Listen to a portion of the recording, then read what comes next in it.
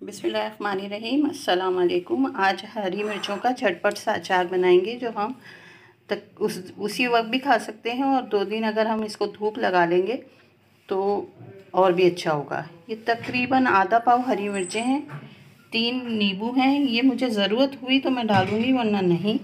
ये पूरा एक लहसुन है, उसको मैंने छील लिया है। अच्छा, ये राई है 1.5 टेबल स्पून।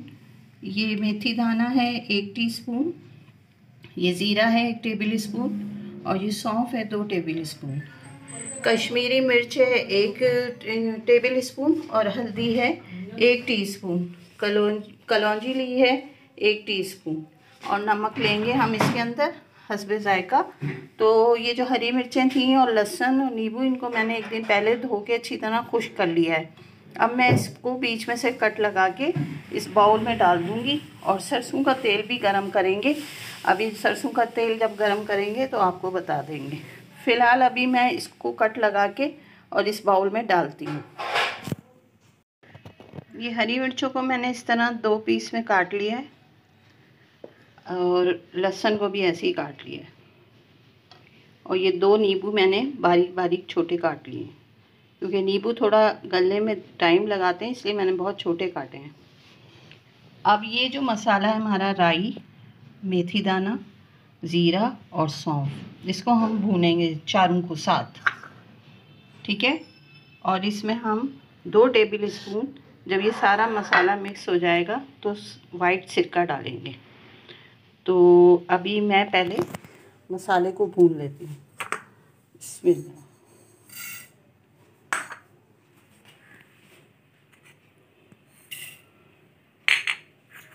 ये भून के जब ठंडा हो जाएगा तो इसको हम मोटा मोटा सा कूट लेंगे या ग्राइंड कर लें, मोटा मोटा सा, बहुत ज़्यादा नहीं।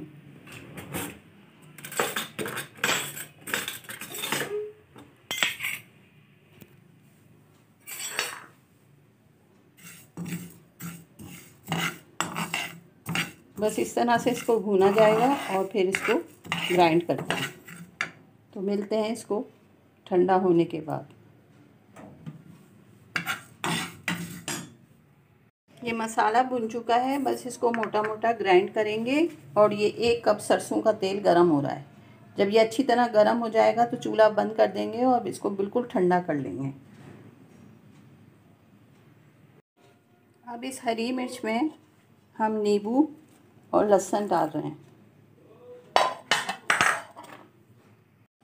अब इसमें डाल दें ये कश्मीरी लाल मिर्चें, हल्दी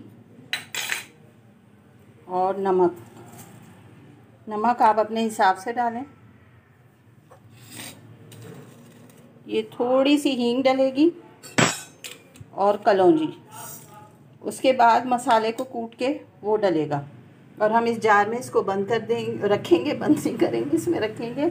तेल हमारा गरम हो चुका है और चूल्हा मैंने इसका बंद कर दिया है। बस इसको मैं मिक्स कर रही हूँ। उफ, मुँह में ही पानी आ गया। चलें इसको मिक्स करते हैं और मसाले को थोड़ा सा कूट लेते हैं। ये मसाला मैंने कूट लिया है और ये भी इसमें डाल देते हैं। इसको करते हैं अच्छी तरह मिक्स। फिर तेल ठंडा हो जाएगा तो तेल डालेंगे और 2 टेबल स्पून ये वाला सिरका डाल देंगे।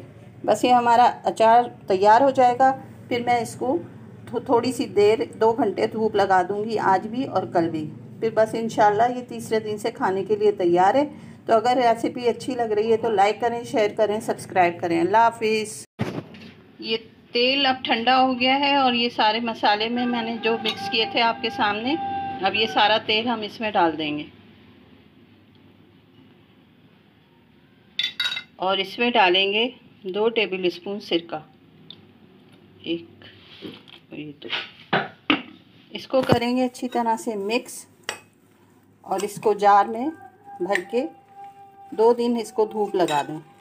नहीं भी लगाएंगे तो ये तैयार हो जाएगा, लेकिन अच्छा होगा कि हम इसे 2 दिन धूप लगा दें। बस मैं इसको अब जार में डाल के फिर आपको इसकी फ़ाइनल लुक दिखा देती हूँ। ये बस मैं जार में इसको डाल रही हूँ। ये थोड़ा सा और रह गया है, ये देख लें कितना माशाल्लाह से खूबसूरत लग रहा है। बस इसको अब ये सारा भर के मैं धूप में रख रही हूँ सिर्फ 2 दिन के लिए। मतलब 2 दिन हम 2-2 घंटे रोज़ाना 2 दिन लगाएंगे। 2 घंटे आज की धूप, 2 घंटे कल की धूप।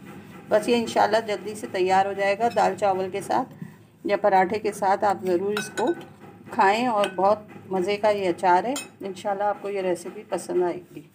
फिर मिलते हैं 2 दिन के बाद। मैं आपको इसकी और एक लुक और दिखा दूँगी कि ये किस तरह का बना है। अल्लाह हाफिज़। ये तैयार हो गया है अचार। 2 दिन धूप लगा दी थी इसको और ये बहुत ही मज़े का बना है। तो अगर रेसिपी अच्छी लग रही है तो लाइक करें, शेयर करें, सब्सक्राइब करें। अल्लाह हाफिज़।